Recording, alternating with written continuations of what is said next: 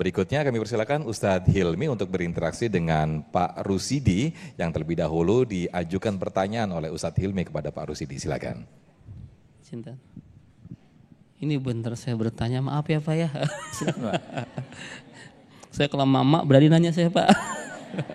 Pak, ada orang yang gak pernah ibadah, yang hobinya maksiat, yang hobinya berbuat dosa, tapi rezekinya lancar banget. Nah kita nih yang ke masjid tiap hari, sholat jamaah, ikut pengajian, ya begini-begini aja begitu ya. Hartanya begini-begini aja, itu kira-kira kenapa ya Pak ya? Ya, terima kasih Ustadz. Mohon maaf kalau nanti jawaban saya tidak sesuai ya. Gak apa-apa Pak, alhamdulillah Pak. Kalau menurut apa yang sudah saya ikuti di pengajian-pengajian bahwa Allah itu akan memberikan ujian kepada hambanya itu masing-masing beda-beda. Betul. Nah termasuk tadi kalau pertanyaannya adalah kalau orang yang perbuatannya yang tidak baik kemudian diberikan harta yang banyak itu sebetulnya ujian. Maka dari itu kalau menurut saya pribadi saya, kalau saya sendiri milih yang ya seperti ini aja gitu loh. Karena tanggung jawab kita di hadapan Allah nanti itu akan lebih gampang dibandingkan dengan yang kayak tadi. Masya Allah. Ya, jadi Bapak milih yang begini-begini aja. Nah, ya. Ya baik, betul. Ya, karena kaya itu kan tidak melulu masalah uang ya Pak ya. Betul. Ya, istri yang solehah, rezeki bukan? Rezeki. Anak yang soleh, rezeki bukan? Rezeki. Semangat beribadah ke masjid, rezeki bukan? Rezeki. Itu yang sering nggak dianggap. Ya, jadi Bapak walaupun begini-begini aja kata Bapak. Ini saya nggak tahu levelnya berapa nih. Begini-begini tahu-tahu rumahnya gimana nggak tahu saya ya. Tapi qanaah ya. Tapi yang harus kita yakini bahwa Bapak semua yang hadir di sini semangat ke masjid, ikut pengajian. Amin. Itu adalah rezeki. Ya, Bapak ada pertanyaan mungkin tapi jangan susah Pak ya.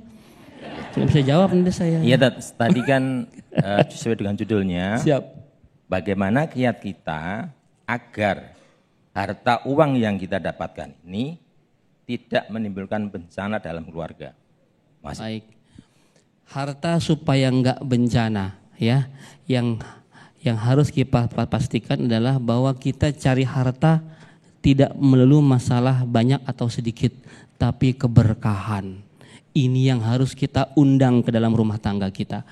Banyak harta tidak berkah, maka itu akan menjadi musibah. Ya, kadang kita bingung, pengalaman pribadi. Dulu ya, contoh saja ya, dulu ketika gaji kita cuma 3 juta, cukup hidup kita Pak. Cukup ya, tiba-tiba gaji 5 juta malah nggak cukup. Padahal orangnya sama, istrinya sama, anaknya sama, semua sama, tapi nggak cukup. Kira-kira kenapa Pak? Iya, kebutuhan tambah banyak. Iya. Kebutuhannya sama tapi gaya hidupnya yang berbeda. Ya, gaya hidup yang berbeda. Maka yang kita cari itu adalah barokah, syukur banyak. Ya, karena barokah itu menambah, terus bertambah. Maka pastikan yang kita cari adalah harta yang barokah dan itu hanya bisa didapati dengan cara yang halal. Tidak mungkin Bapak hasil korupsi ngarepin barokah. Nih, kata guru saya Kiai di Jawa Timur begini. Ustadz tahu nggak? Sekarang Mekah, Madinah nih ya, Haramain ini ya, atau Ka'bah lah gitu, Masjidil Haram sudah menjadi the biggest money laundry in the world. Apa itu artinya? Ya, tempat pencucian uang terbesar di dunia. Kok bisa Kiai? Iya, karena sekarang banyak koruptor yang datang ke Mekah, umroh atau haji, doa depan Ka'bah. Ya Allah, aku habis korupsi 10 miliar ya Allah. Tolong sucikan, bersihkan hartaku. Bersih nggak kira-kira? Suci nggak kira-kira? Berkah nggak kira-kira? Ente mau ke Mekah tiap hari, sujud depan Ka'bah tiap hari, itu nggak akan ngaruh. Jadi gimana cara mensucikannya? Yang pertama istighfar.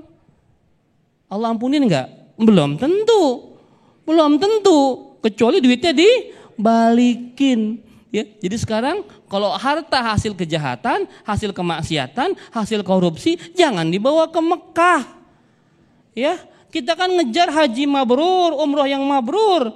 Ya, dan itu nggak bisa dicapai kalau kita pakai modalnya yang salah.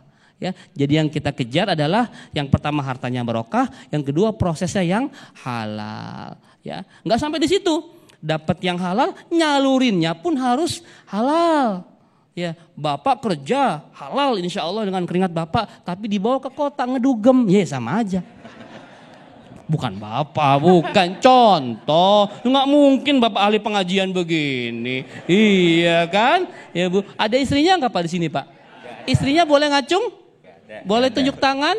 Enggak ada. Oh, enggak ada. Alhamdulillah ya Pak, gitu ya Pak. Jadi pastikan juga dibelanjakan ke tempat yang halal. Cari barokahnya, cara yang halal, disalurkan ke tempat yang halal. Insya Allah harta kita akan membawa kita kepada surganya Allah Subhanahu wa taala. Amin ya rabbal alamin. Jazakallahu khair. Baik, Masya Allah Ustadz Hilmi Firdausi. Ini yang kita akan bangun interaksi lebih hidup lagi, di mana para jamaah bertanya kepada Ustadz, dan juga Ustadz ada kalanya bertanya kepada jamaah. Mungkin bisa belajar pengalaman atau juga belajar dari ilmu-ilmu yang didapatkan dari para jamaah, juga kita saling belajar. Tetaplah bersama kami di Damai Indonesiaku.